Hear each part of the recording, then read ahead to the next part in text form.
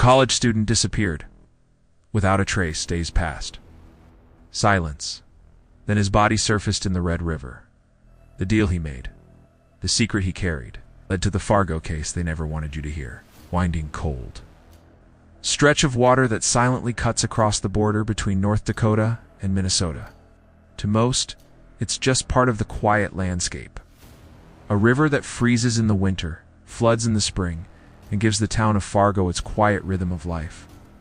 But in 2014, this river held a secret too disturbing for Fargo to ever forget. Andrew Sadek was just 20 years old, a college student, a farm kid.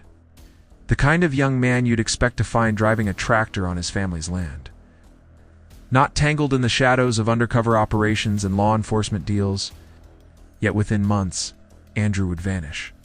And when he was finally found, wasn't alive. His body surfaced in the Red River, weighed down. His fate sealed by a deal no small-town family could have ever imagined. This is not the kind of story you'll find in glossy Netflix trailers or polished documentaries. This is the kind of story that towns whisper about. The kind of story that parents use as a warning when they tell their kids to be careful. And it begins here, the quiet streets of Fargo.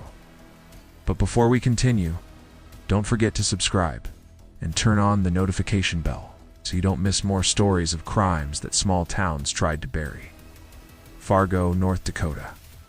On the surface, it's a city known for its friendly people, its church steeples, its quiet neighborhoods that feel more like extended families than streets. It's a place where folks wave when you drive by, a place that rarely makes national headlines except for its brutal winters. But beneath that calm, Fargo has always carried a strange duality. On one side, a small-town atmosphere, where everyone seems to know each other's business. On the other, the temptations that every college town brings, parties, drugs, and a nightlife that often hides in the shadows. In 2014, that darker side would come crashing into the life of one unsuspecting student. Andrew Sadek was raised in Rogers, a small farming community about an hour away. His parents, John and Tammy, knew him as quiet, hardworking, and dependable. He wasn't a troublemaker. He wasn't the kind of kid people worried about. To his friends, Andrew was the guy with the shy smile, the boy who didn't drink much, who didn't cause scenes, who kept his head down. But what no one knew was that Andrew had started selling small amounts of marijuana on campestini deals. It's the kind that barely scratched the surface of crime, but enough to catch the wrong kind of attention. And that attention didn't come from other students. It came from the police. That spring, its officers in the Southeast Multi-County Agency Task Force, known simply as SEMC, they were cracking down on drugs in the area. Their tactic? Flip students. Offer them a choice. Face felony charges or go undercover. For Andrew, it wasn't much of a choice at all. But what seemed like a way out was, in truth, a trap. Dangerous deal that would drag him deeper than anyone could have predicted. And soon, the small-town boy who once dreamed of helping run his family farm would vanish into silence. Andrew Sadek was not the kind of young man anyone imagined wearing a wire. He wasn't a hardened criminal. He wasn't dangerous. He was a 20-year-old kid, working on his family's farm one weekend and taking classes at North Dakota State College of Science the next. But in April of 2013, a quiet knock on his dorm door changed everything. 2 officers stood there. They told Andrew they had evidenced small marijuana sales, felony charges, prison time. Words that struck like a hammer. In North Dakota even, a minor drug charge could mean the loss of his future. But the officers also had an alternative. They leaned in, lowering their voices. "We can make this go away," they promised. All he had to do was help them. Work as a confidential informant. Wear a wire. Catch bigger fish. For Andrew, it was an impossible decision. On one side, a criminal record that would destroy his life before it began. On the other, a deal with risks he couldn't possibly measure. His parents didn't know. His friends didn't know. The choice was his alone, and it was sealed in silence. From that moment on, Andrew lived in 2 worlds. By day, the quiet farm kid, helping his mom with chores, smiling shyly at friends on campus. By night, the reluctant informant, walking into dorm rooms and parties, recording his classmates. His heart pounded with every knock on a stranger's door, every moment he pressed the record button. He was a student playing the role of a spy. Without training, without protection, without even the knowledge of his family. But what no one knew was that Andrew was already in danger. Confidential informants often walk a razor's edge, trusted by neither side. And Andrew was no exception. By May of 2014, something shifted. Andrew stopped showing up for classes. He missed farm chores, the kind of responsibilities he had never abandoned before. On May 1st, he was last seen leaving his dorm, wearing a jacket, a backpack slung over his shoulder. There was no note, no warning, just silence. For his family, panic set in quickly. This wasn't like him. Andrew wasn't the type to vanish, to leave without a word. His parents reported him missing. Flyers were printed. Friends searched. The police, ironically the same agency that had recruited him, claimed to know nothing. Days turned into weeks.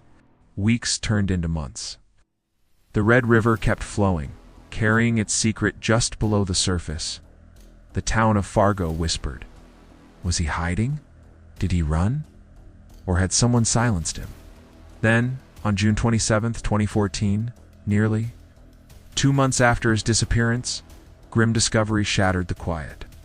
A body pulled from the Red River near Wahpeton. The current had carried it downstream, swollen, heavy. Lifeless it was, Andrew, but the river had not taken him by accident. Around his neck, investigators found a bullet wound. He had been shot, executed, the weight of his fate dragging him beneath the water until he surfaced, far from home. Shock rippled through Fargo and beyond. A farm kid, a college student, dead. In the river, with a gunshot to his head, and no answers. What seemed like a simple case of a missing student had now turned into something far darker. Something no one was prepared to confront. Because the question wasn't just who killed Andrew Sadek. It was also, why was he placed in this position to begin with? When Andrew's body was pulled from the Red River, the official word from investigators was swift, almost mechanical. Cause of death, gunshot wound to the head. The kind of cold detail that leaves families shattered. But what shocked Andrew's parents wasn't only the fact of his death, it was the revelation of the life he had been secretly living. Their son, the quiet farm kid, had been working as a confidential informant for the Southeast Multi-County Agency Task Force. A police informant. Wearing a wire, risking his life. All for the promise of a deal. His parents had never known. No warning. No explanation. Just silence. When questions began to surface, the answers given by law enforcement were vague, defensive. Andrew had been pressured into a deal after being caught selling marijuana small amounts, no more than a few $100s worth. In exchange for avoiding charges, he agreed to make controlled buys and gather information. But there were no safety measures, no training, and no supervision that could protect a young, an inexperienced student from the dangers of such work. His parents were furious. "You turned our son into bait," his father would later say to them. It felt as if Andrew had been used as disposable. The investigation into Andrew's death quickly grew murky. Who had shot him? Was it someone who discovered he was wearing a wire, a drug dealer seeking revenge? Or was it something more complicated, an accident covered up, or negligence brushed aside? Detectives interviewed classmates and friends. Some recalled Andrew seemed stressed, more withdrawn in the weeks before he vanished. Others said he feared for his life. Rumors spread across campus that someone had discovered his secret, but no direct evidence pointed to a suspect. The lack of answers fueled speculation. Was Andrew targeted because of his informant work? Did the task force know he was in danger, but ignore the risks? Or was he silenced because he knew too much? Adding to the mystery, Andrew's wallet was missing. So were other personal belongings. His car was still on campus. The final hours of his life were a blank space. The case began to unravel under public scrutiny. Journalists dug into the informant program, uncovering a troubling pattern. Young, first-time offenders pressured into dangerous undercover work, often without lawyers, often without their families knowing. Andrew wasn't the first they discovered, and he might not be the last. But for all the talk of reform and accountability, there was still one question that no one could answer. Who pulled the trigger? Investigators had no suspects, no weapon, no timeline. And with the river washing away evidence, the trail was already cold. The silence around Andrew's death grew heavier with each passing day. His parents demanded justice. The town of Fargo demanded answers. And yet, the case remained open, unresolved, trapped between official reports and unanswered questions. What seemed at first like a straightforward tragedy was beginning to look like something much darker. Failure not just of one investigation, but of the system itself. Because if Andrew Sadek's death could happen here, in a quiet North Dakota town, it begged an even more chilling question. How many other stories like his are still hidden? The Sadeks refused to be silent. Mary and John, Andrew's grieving parents, stood before cameras, lawmakers, and anyone who would listen. Their pain turned into fury, and their fury into a crusade. Our son was not a criminal mastermind, John said. He was a farm kid who made a mistake. And instead of helping him, they fed him to the wolves. Their words struck a nerve. Across North Dakota, people began to question the secret world of confidential informants. Reporters uncovered stories of students, addicts, and first-time offenders coerced into dangerous operations. Young lives dangled as pawns in a bigger game of numbers and arrests. And in the middle of the storm stood Andrew's ghost. The investigation into his death dragged on. Answers never came. Authorities claimed they had no suspects, no leads, nothing but speculation. But to the public, and especially to Andrew's parents, it felt like stonewalling. It felt like someone was hiding something. Rumors began to swirl. Some whispered that Andrew had been killed by dealers who discovered his wire. Others believed it was a setup, that the very system that used him wanted his silence permanent. There were even darker theories that Andrew may have threatened to expose the informant program itself, and his death was far too convenient. What made everything more disturbing was the indifference. No one was charged, and no justice delivered. Just a body in the river, a grieving family, and an open case file gathering dust. The Sadeks pushed lawmakers to act. Their relentless fight led to the creation of Andrew's Law, a new set of protections for young informants. The law required safeguards, transparency, and accountability. But for John and Mary, it was bittersweet, because no law, no change, could bring their boy back. And so the central mystery remained, like a shadow that refused to fade. Who killed Andrew Sadek? Why was he left alone, unprotected, to meet such a brutal fate?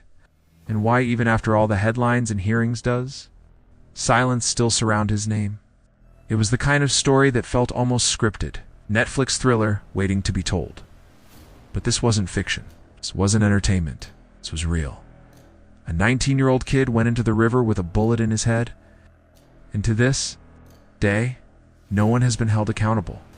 The Red River still flows quietly past Wahpeton, its dark waters carrying the weight of secrets no one dares to name. For the people of that small college town, life moved on. Classes resumed. Football games filled the bleachers. And yet, every time someone mentioned Andrew Sadek, the air grew heavy, as if the entire town remembered what it wanted to forget. His parents still visit the riverbank. They bring flowers, they stare at the water, and they ask the same questions. The rest of us whisper, who pulled the trigger?